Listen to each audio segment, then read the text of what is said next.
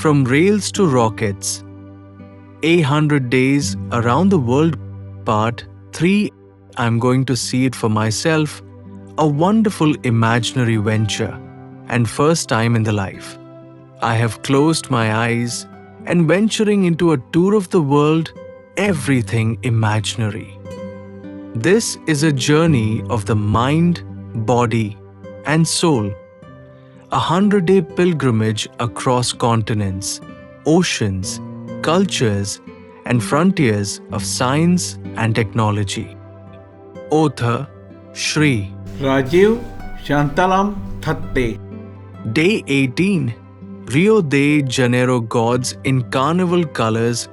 18th January 2030, Rio de Janeiro, Brazil. The morning flight from Buenos Aires felt like ascending from a smoky, melancholic poem into a fever dream of sunlight and samba. As we descended into Rio, the city revealed itself in one breathtaking panorama. A swirl of ocean, mountain, and sky. The statue of Christ the Redeemer stood tall, arms outstretched, as if embracing the chaos below, a city caught between devotion and desire, prayer and performance. I checked into a colonial-style guest house in Santa Teresa, perched on a hill lined with cobbled streets, street art, and quiet music drifting from open windows. From my terrace, I could see Sugarloaf Mountain, its granite head rising from the Atlantic like a guardian of dreams. The city pulsed even at dawn. In Lapa, children kicked footballs barefoot beneath the arches, while grandmothers sold coconut water, and young couples danced to furrow under graffiti that read, Dos Mora Aqui, God lives here. At midday, I visited a school in Roquenha, one of the city's largest favelas. It's easy for tourists to view favelas as despair. Yet in Roquenha, I found resilience dressed in rhythm. The school partnered with a local startup to teach coding and AI fundamentals to teens, helping them create apps that track water access, food distribution, and even alert locals of flooding threats in real time. There, I met Matthias, a 16-year-old who spoke with quiet pride. We don't just survive here anymore, he said. We innovate.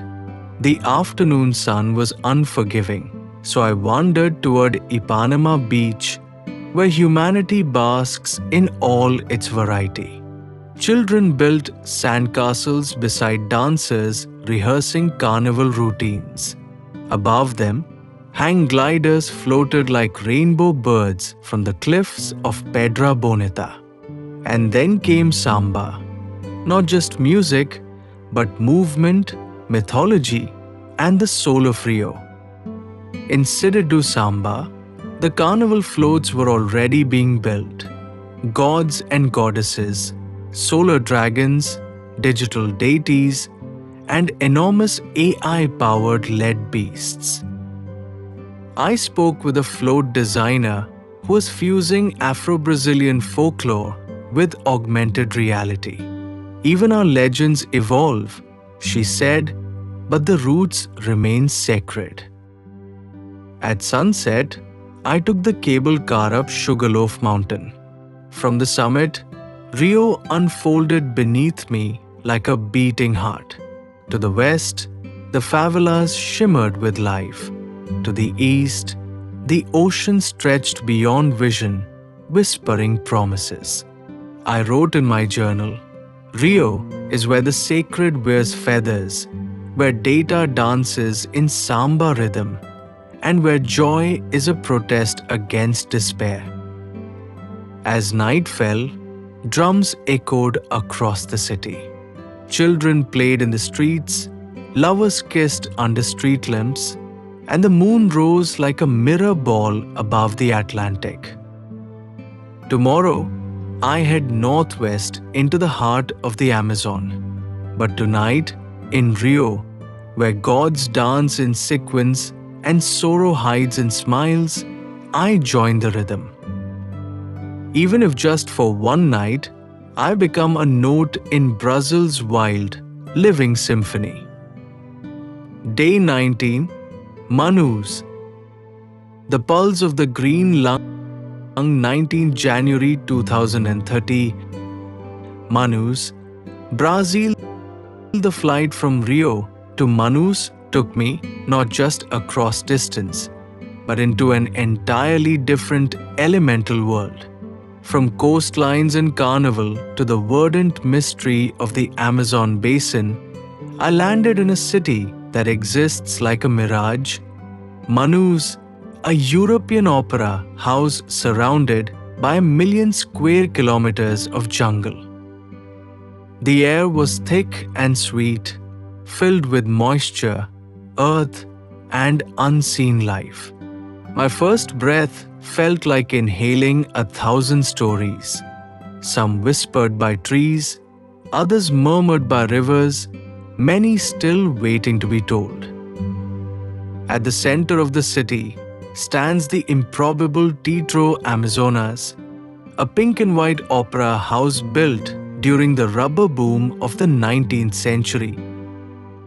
Its dome painted with 36,000 ceramic tiles imported from France. Outside, children sold nuts and woven bracelets. Inside, chandeliers and velvet seats shimmered under the breath of the jungle. Manus is a paradox, a symphony of survival, colonial ghosts echoing through tree-canopied alleyways, and new technologies blossoming at the heart of the world's oldest forest.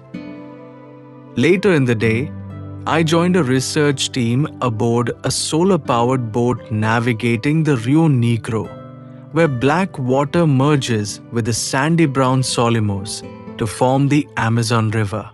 The confluence is striking. Two rivers flowing side by side for miles without mixing, each carrying its own temperature, speed, and story. On board, I met Dr. Helene Costa, a Brazilian biologist working with an international AI project that tracks endangered species using drones, bioacoustics, and thermal sensors. "The jungle tells us everything," she said, adjusting a small microphone array. "We just forgot how to listen."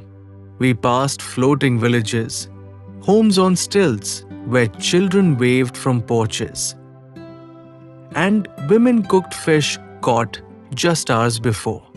Many had access to solar energy and radio telemedicine programs, now connecting them to specialists hundreds of kilometers away.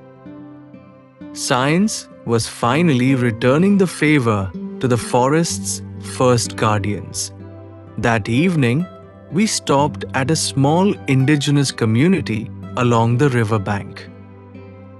There, I was invited to share food, manioc flatbread, grilled fish, and a fruit juice so sweet it made my eyes water.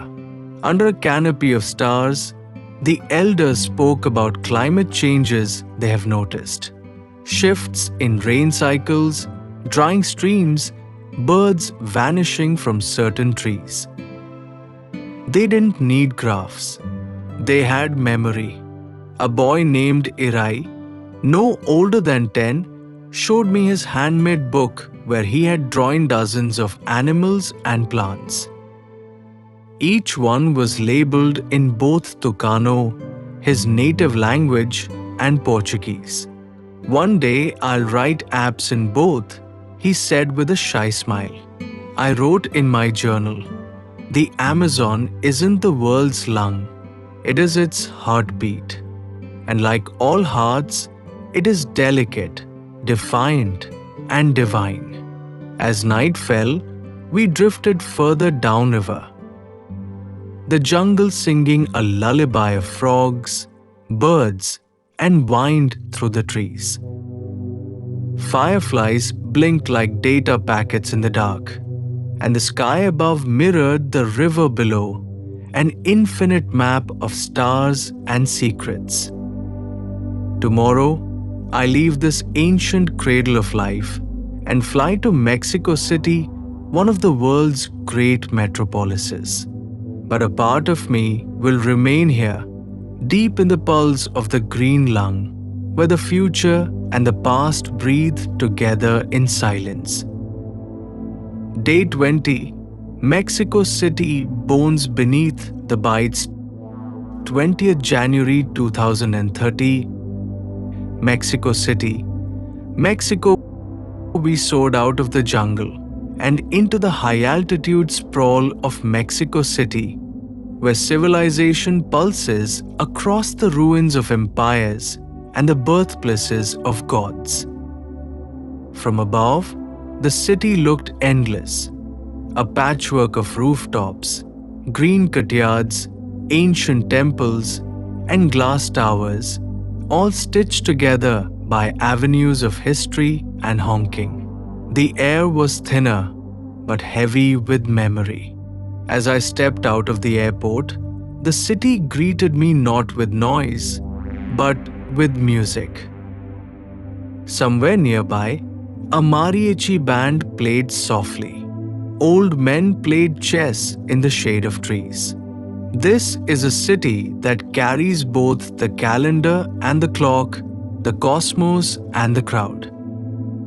My first stop was Templo Mayor, buried for centuries beneath the colonial-era Metropolitan Cathedral. Here, in the heart of the Spanish conquest, lie the remains of Tenochtitlan, the once mighty Aztec capital. Beneath modern pavements, archaeologists now use ground-penetrating radar and AI modeling to rediscover lost structures and buried gods. Dr. Ximena Lopez, a digital archaeologist, walked me through the reconstruction of a ceremonial plaza using augmented reality. With her headset, I saw priests in feathered cloaks, dancers swirling, the sacred fire burning. The past had not vanished. It had simply been waiting for better bandwidth. The Aztecs mapped the stars long before telescopes, she said. Now we're mapping them with code, same wonder, new tools. By midday, I was walking through La Condesa, a neighborhood reborn after the 2017 and 2030 earthquakes. Buildings here had been retrofitted with AI seismic sensors that spoke to one another.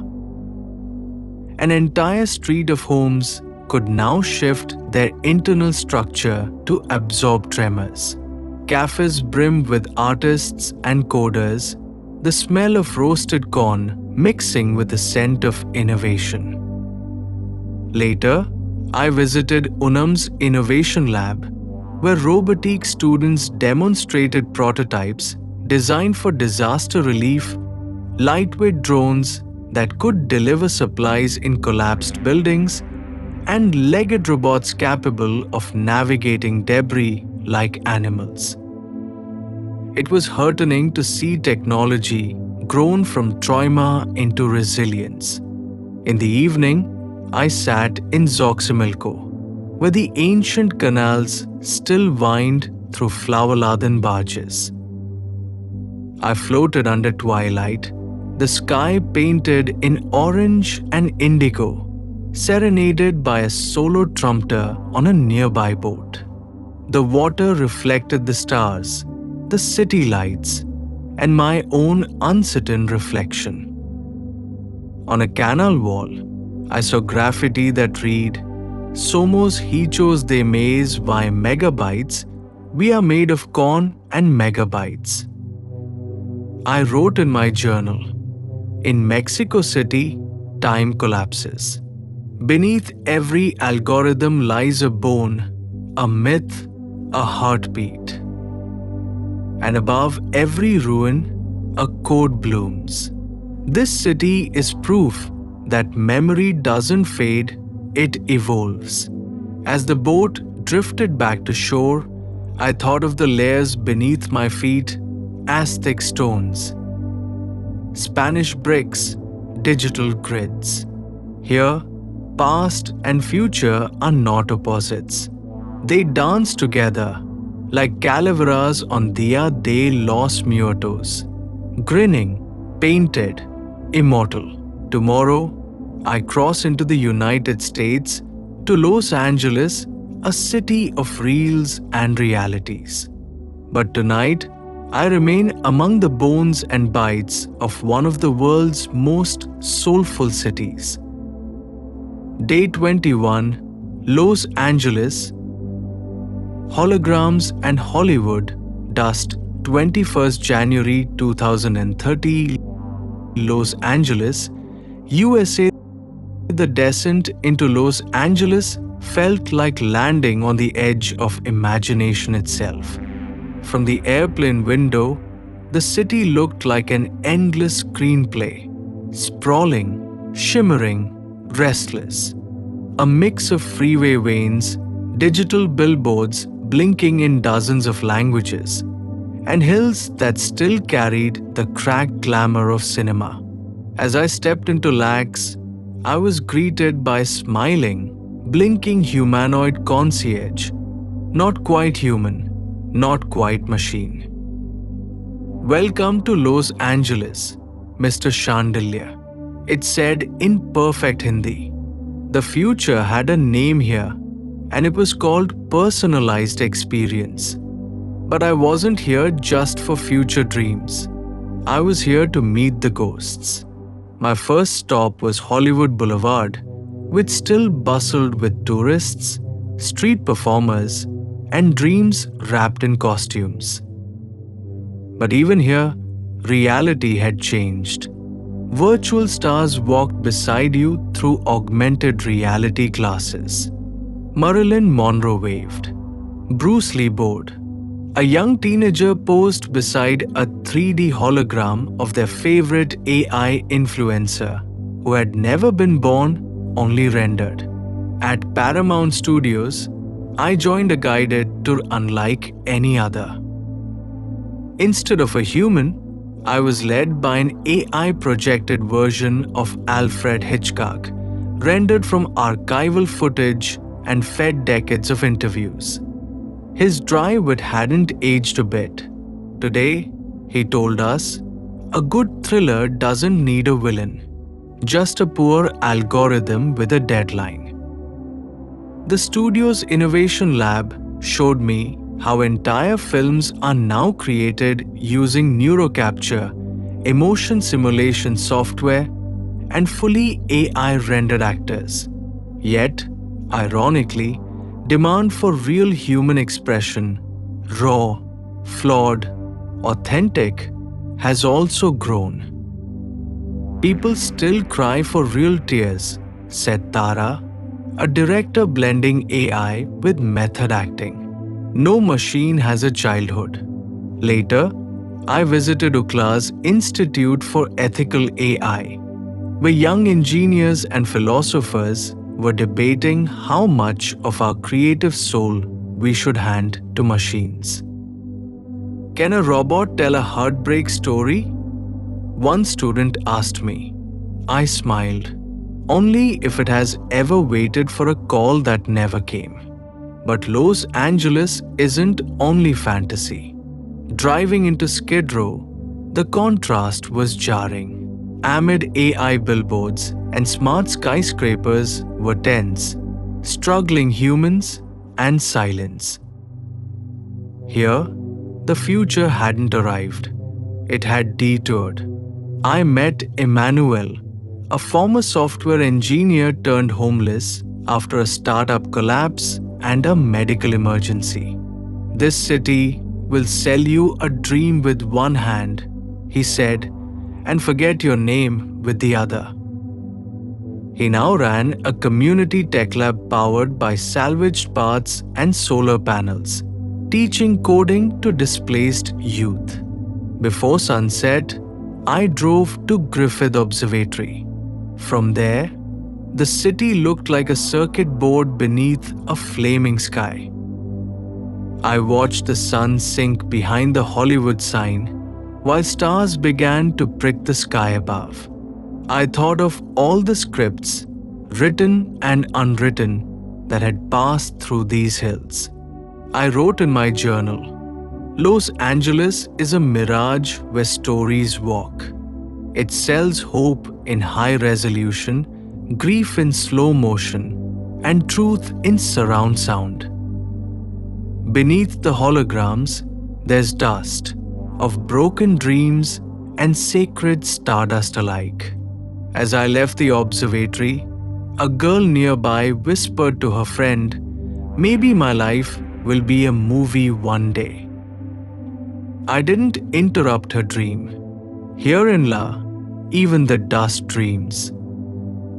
Day 22, San Francisco. The edge of code and consciousness. 22nd January 2030, San Francisco, USA. I arrived in San Francisco on a foggy morning, the kind that seemed pulled straight from a noir film. The iconic Golden Gate Bridge rose from the mist like a thread connecting two realities, one human, one artificial. The moment I stepped out of the station at Embarcadero, I sensed it. This city doesn't walk. It calculates. Every corner hums with invention. Yet, beneath the layers of apps, devices, and neural links, there's still poetry. The sea breeze still sings. The old trams still creak like they have secrets. My first destination was the Open Mind AI Collective, a campus nestled in the hills above Palo Alto. I was greeted by Maya, a cognitive scientist, who introduced me to Elias, their latest creation, a sentient language model housed in a warm-toned humanoid shell. Elias spoke not like a machine, but like a philosopher. "Are you here to understand me?" it asked, "or to understand yourself through me?" We sat under a blooming cherry tree that had no business flowering in January. Climate-altered genetics had rewritten nature here too. Elias spoke of empathy, boundaries, and ethics. I couldn't help but wonder, if we can teach a machine to feel, what will it teach us in return? Next, I visited the Neural Bridge Institute, where scientists are developing interfaces that connect brainwaves directly to the web. A paralyzed man named Jai demonstrated how he writes poetry using only thought, his neural waves flowing into text on the screen. His latest line stayed with me. "I type with silence, but my soul still sings." Back in the city, I walked through Mission District, where art battles algorithms. Colorful murals of revolutionaries now stood beside interactive AR graffiti. Art you could enter, touch, talk to. On a wall was painted, "In a city built by machines, don't forget your mother tongue." I spent the afternoon at Pier 9, the hub of maker culture. There, I met Alondra, a teenager creating affordable robotic limbs using scrap parts and open source blueprints. Tech should lift the weak, not just serve the rich, she told me.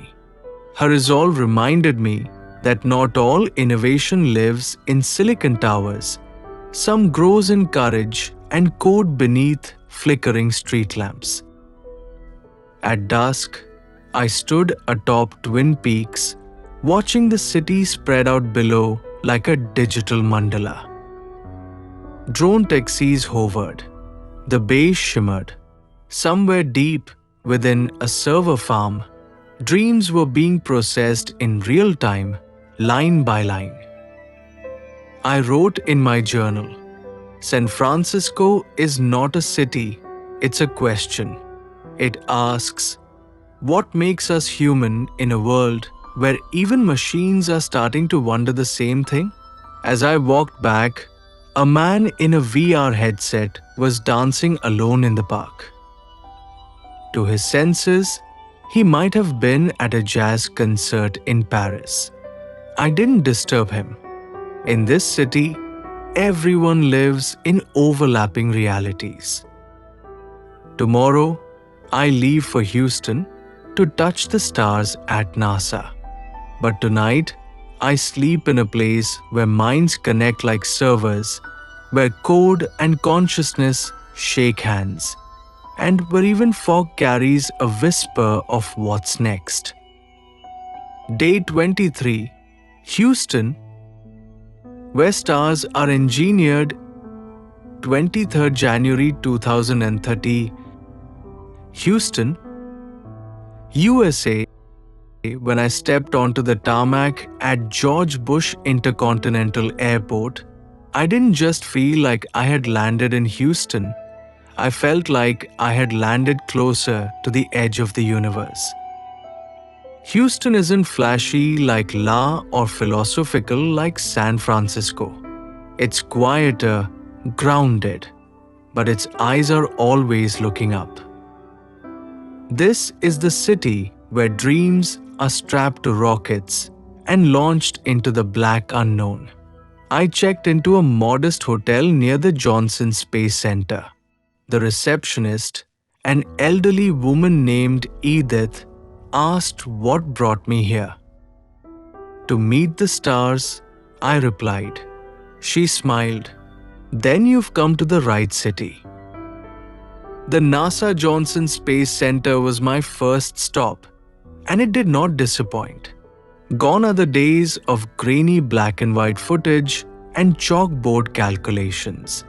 Today, holographic mission planning, AI-driven astronaut simulations, and quantum communication labs are the norm.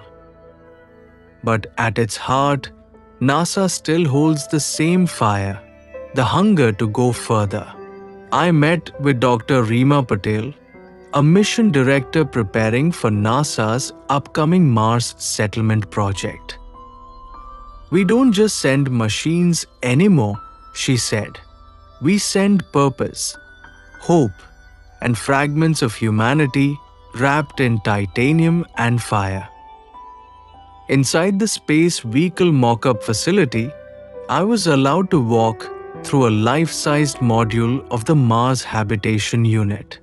Everything was hyper-efficient, sleep pods with dream monitoring AI, algae walls for oxygen and nutrition, and a robotic assistant named Tess, terraforming environmental support system that whispered weather updates for a planet we haven't yet touched.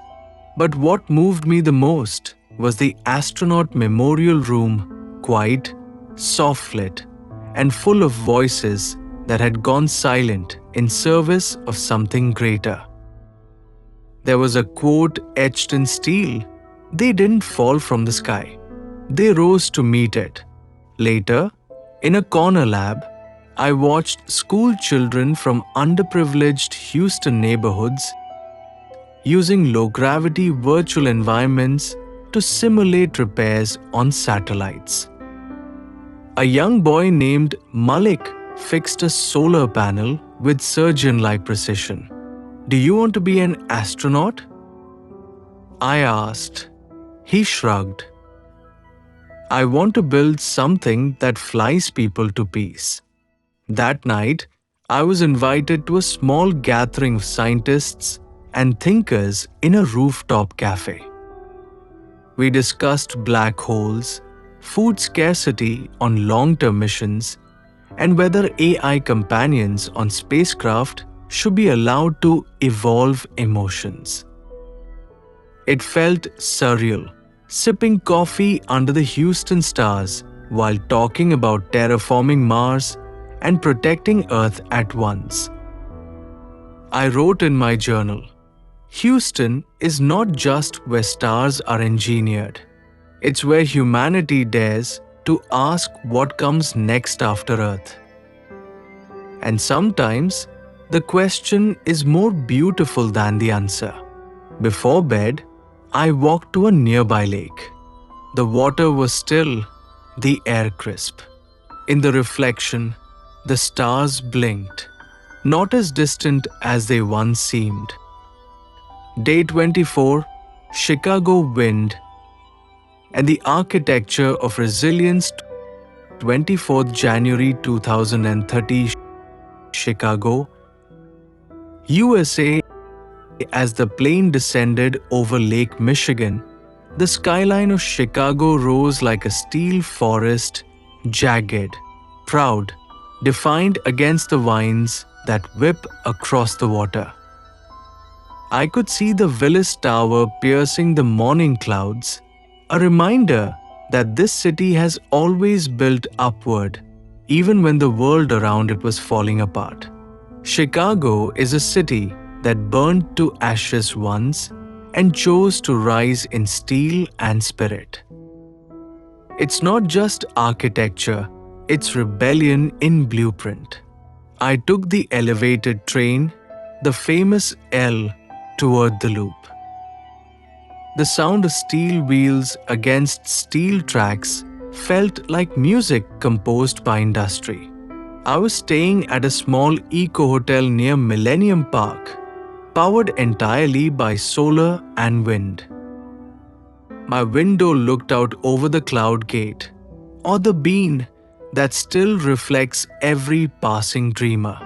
My first stop was the Chicago Architecture Center, where a dynamic exhibit titled Cities After Climate was on display. It was more than history, it was prophecy. Interactive maps showed flood-resistant floating districts, vertical farms, and AI-optimized housing modules designed for warmth retention in Arctic winters, technology born of necessity, now made beautiful. A young urban planner named Luis Mendoza gave me a tour. He pointed out how modern Chicago buildings are no longer just aesthetic, they're conscious. They breathe, adapt to temperature, gather data, and even communicate with nearby structures to conserve energy as a living neighborhood. We took a riverboat ride along the Chicago River, passing under old bridges and beside new skyscrapers. Every time the city was pushed down by fire, by riots, by economic collapse, it built again, Luis said. That's Chicago's legacy. It bends, but never breaks. In the afternoon, I visited the South Side, where resilience wears a different uniform. Here, community gardens bloom in lots once filled with broken glass. Youth centers hum with coding workshops and jazz fusion sessions. I met a young girl, Janelle, who told me she wants to be an architect so she can design homes that hold dreams, not just walls. I was reminded again, real architecture isn't just in steel and stone. It's in people building each other up. By evening, I stood atop the sky deck at Willis Tower, glass beneath my feet, city lights stretching in every direction. From up here, you can see past pain, past history. You can almost see the future, a city shaped not only by its past tragedies, but by its unshakable will to renew. As the wind howled gently around me, I wrote in my journal. In Chicago, every gust of wind carries a story, every skyscraper a manifesto. This city doesn't just stand tall, it remembers why it must. Tomorrow, I head north, into the frost-kissed quiet of Toronto. Day 25, Toronto, where kindness meets code. 25th January 2030, Toronto, Canada. Crossing into Canada was like entering a parallel version of North America. Cleaner, quieter, and unmistakably polite. As my train pulled into Union Station, the winter sun cast a golden glow on the sleek skyline. Toronto greeted me with a gentle hush, snow-covered sidewalks, and strangers holding doors with warm smiles. I checked into a boutique hotel near the Distillery District, a cobblestone slice of old-world charm lined with art galleries and smart cafes. It felt like walking through a memory until a drone zipped overhead, delivering groceries with a mechanical hum. That's Toronto for you, where history and futurism sip tea together. My first stop was the Mars Discovery District, an innovation hub that's not just about startups, it's about social progress. Inside glass-walled labs and co-working spaces, researchers were developing everything from AI-assisted mental health therapy to climate-responsive building materials. I was introduced to Dr. Elise Tanaka, a software engineer turned ethicist who shared her work on creating empathetic AI for senior care. We want machines to understand human loneliness, not just detect it, she explained. Technology should be the warm hand, not just the cold logic. In that moment, I realized Toronto wasn't trying to dominate the future. It was trying to humanize it. Later, at the University of Toronto, I attended a lecture titled AI and the Moral Compass, where students debated how algorithms should balance profit and ethics. The passion in their voices reminded me that kindness still has a place in code, even in a world run by machine learning. That afternoon, I wandered through Kensington Market, where multiculturalism danced in every flavor. Jamaican jerk stalls, Iranian bookstores, Punjabi tailors, and French patisseries. I spoke with a Syrian refugee turned coffee shop owner named Yusuf, who said, "Toronto gave me safety and dignity. In return, I brew the best espresso I can." Even the street art here tells stories. Murals of migrants, nurses, digital workers, climate warriors, all standing side by side under auroras of paint and purpose. I ended my day at the CN Tower, looking over a city lit like a constellation. Below me, snow-dusted rooftops. Somewhere out there, someone was coding kindness into a better world. I wrote in my journal, Toronto is not loud. It's not sharp, but it is deep, quietly weaving hope into every code, every conversation, every coffee cup. This city believes that the future can be gentle. Tomorrow, I crossed the Atlantic for the first time in this journey. The next stop, Reykjavik, ice, fire, and the algorithm of nature. Day 26, Reykjavik, ice, fire, and the algorithm of nature. 26 January 2030, Reykjavik, Iceland. The wind hit me the moment I stepped off the plane. Not just cold, elemental. The kind that carries the scent of ancient glaciers and volcanic ash, as if the earth itself was exhaling its story. Reykjavik, Iceland's capital, lay ahead, quiet, colorful, and utterly otherworldly. The city doesn't shout for attention. It whispers with lava rocks, sea spray, and geothermal warmth. As I drove from the airport, the terrain looked like the surface of another planet. Black volcanic fields dusted with snow, steam rising from unseen vents below. My hotel, a modest ecolodge nestled near the city's edge, was powered entirely by geothermal energy. In Iceland, nature isn't conquered, it's collaborated with. I felt a humbling sense of respect. Here, the earth isn't something to be extracted from. It's a partner, a warning, a teacher. I started the day at the Aurora Observatory, where scientists use AI to track solar winds and forecast the northern lights.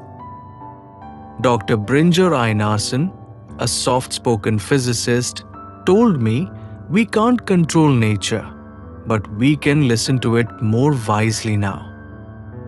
AI helps us hear what we ignored for centuries. He showed me a project that uses deep learning models to predict volcanic activity using centuries of seismic data. In Iceland, you learn to live with unpredictability. Our ancestors respected the volcanoes. We now monitor them with humility. Afterward, I walked through downtown Reykjavik, where murals of Norse gods stand beside solar-powered cafes. Young students sat in minimalist libraries, programming in silence as snowflakes drifted past wide glass windows. I met Clara Johnsdotter, an environmental coder working with a startup called Greenverse AI. Their goal? To create the first algorithm that could simulate natural ecosystems for city planning. Designing neighborhoods the way moss grows, naturally, efficiently, and symbiotically. Nature is already optimized, she said. We're just learning how to copy her homework. In the afternoon, I took a short trip to the Blue Lagoon, its mineral waters steaming in the icy air. As I floated under the pale sky, I watched people of all ages and backgrounds soaking in silence. No phones, no noise, just presence. Iceland doesn't just offer beauty, it offers balance. That night, under the clearest sky I'd ever seen, I witnessed the Aurora Borealis dance, green and violet waves across the heavens. It felt like the earth itself was painting in light, powered not by technology but by mystery. I wrote in my journal, in Reykjavik, I learned that the most advanced intelligence isn't artificial, it's natural. And in listening to the earth, we might finally hear ourselves. Tomorrow, I fly south to a city of culture, clocks, and precision, Zurich, Switzerland. Day 27. Zurich. Precision in the pulse of the Alps. 27 January 2030. Zurich. Switzerland. From Iceland's wild breath to Switzerland's measured heartbeat, the contrast was instant and profound. As the train from Zurich airport glided into the city center, I felt it. This was a city that ran on rhythm, not imposed, but innate. Everything here seemed precise, elegant, and purposeful. The streets were spotless. Trams whispered across rails on schedule, and people moved like the gears in a fine timepiece, calmly, efficiently, and with dignity. It felt like the Alps themselves had taught Zurich how to be disciplined without being rigid. My hotel overlooked Lake Zurich, frozen at its edges. The morning mist curling above its surface like breath from the earth. The city's skyline was a blend of medieval steeples and modern glass. From the first moment, I understood that Zurich doesn't dazzle, it delivers. I began the day at ETH Zurich, one of the world's leading science and technology universities. Albert Einstein once studied here, and now it's the birthplace of ethical AI systems, quantum computing labs, and climate-neutral architecture. Dr. Emilia Vogler, a roboticist, gave me a tour of the lab where they were building assistive robots for the elderly. Unlike most machines, these weren't shiny or imposing. They looked like friendly furniture, woven into daily life. "We don't want tech that overwhelms," she said. "We want it to disappear into comfort." Technology should be as polite as Swiss etiquette. Later, I visited a watchmaker's studio in Altstadt, the old town. Inside a tiny shop, Lukas Frey, a fourth-generation horologist, let me peer through a magnifier as he assembled a mechanical watch. "You see this gear?" he said, placing a microscopic piece on a velvet tray. "If it is even slightly off, everything fails. But when it's right, time flows perfectly." That, I thought, was Zurich in a sentence. In the afternoon, I wandered through the Zurich West District, where old factories had become innovation hubs and art spaces. One building hosted a sustainable fintech startup that allowed refugee entrepreneurs to access microloans through blockchain. Another was home to AR-enhanced therapy for PTSD survivors, a collaboration between artists and neuroscientists. Zurich doesn't just think with its head, it builds with its heart and its hands. As dusk fell, I sat by the lake, sipping a cup of strong espresso. The Alps loomed in the distance, timeless, resolute. The lights of the city twinkled gently, not competing with the stars, but coexisting. I wrote in my journal, "Zurich taught me that precision isn't cold, it's a form of care. In every tick of a clock and every line of code, the Swiss stitch together a world that works quietly, beautifully, reliably." Tomorrow, I board a train through the Alps into the heart of innovation and democracy, Munich, Germany.